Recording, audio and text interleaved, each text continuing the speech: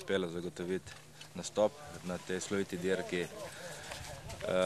Današnji občutek je še posebej lep, saj sem po dolgem času v dirkalniku in tudi razmere tukaj na stezi so take, kot predvidevamo, da bodo na sami dirki. Značilno za Monte Carlo, se pravi,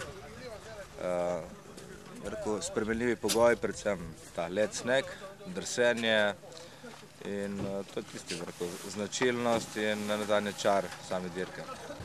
Želje so predvsem priti do cilja, odpeljati dobro dirko brez večjih težav, upam, da ne bom delal napak, da se bom hitro nekako padel v ritem in kot sem že rekel,